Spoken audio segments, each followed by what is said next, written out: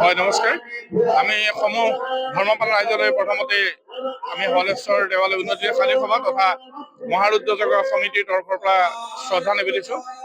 এই সমগ্ৰ বৃহত্তৰ তেজপুৰবাসী ৰাইজ একত্ৰিত হৈ আজি হলেশ্বৰ দেৱালয় প্ৰাংগণত এই মাঘী পূৰ্ণিমাত পূৰ্ণাহুতিৰ দিন ধাৰ্য কৰি আমি 4 দিনীয়াকৈ মহাৰুদ্ৰ যজ্ঞভাগ আয়োজন কৰিছো।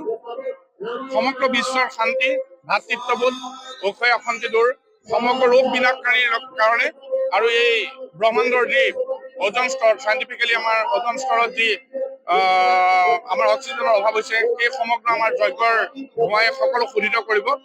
সেই কামনাৰে আমি ইয়াত 4 দিনীয়াকৈ মহাৰুদ্ৰ যজ্ঞভাগ আয়োজন কৰিছো। আপোনালোকে দেখিবলৈ পাইছে সমূহ ৰাইজে যেনেধৰণে সহায় সহযোগিতাৰে যজ্ঞভাগ সাফল্যমণ্ডিত কৰিছে। আজি অন্তিম দিনাও আজি বিশেষত আজি মাঘী পূৰ্ণিমাৰ দিনাখন এই ৰাইজৰ ভক্তবান ৰাইজৰ সহযোগত আমি আজি পূৰ্ণাহুতিভাগ সম্পূৰ্ণকৈ সম্পাদন কৰি মহাদেৱৰ চৰণত আমি একাজলি পুষ্পাঞ্জলিৰে এই সমগ্ৰ ৰাইজৰ উন্নতি মংগলৰ কাৰণে এই যজ্ঞভাগৰ আমি অৰ্চনা কৰিছো আৰু আমি আশা ৰাখিছো মহাদেৱে সকলো ৰাইজক সুমতি প্ৰদান কৰি সকলোৰে উন্নতি বৰ্ধন কৰাব। হয়, আমি 9 তাৰিখৰ পৰা ইয়াত যজ্ঞভাগ আৰম্ভ হৈছে। 9, 10, 11 যোৱা কালিলৈকে আমাৰ প্ৰত্যেক দিনাখনেই আপোনাৰ প্ৰায় 4,000 পৰা 5,000 ভক্ত প্ৰাণ আমাৰ মানুহে ৰাইজে ইয়াত অংশগ্ৰহণ কৰিছে, ভক্তৰ প্ৰাণ ৰাইজ আহিছে।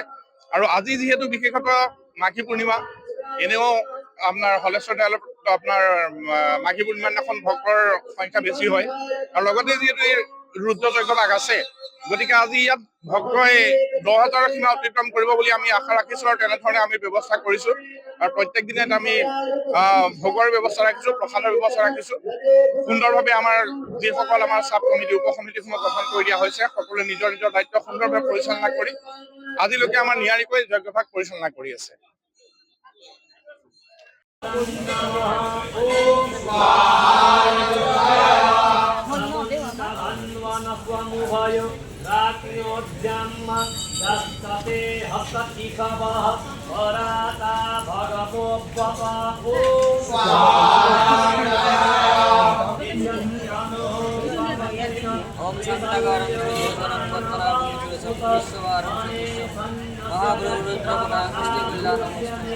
মহাগুৰু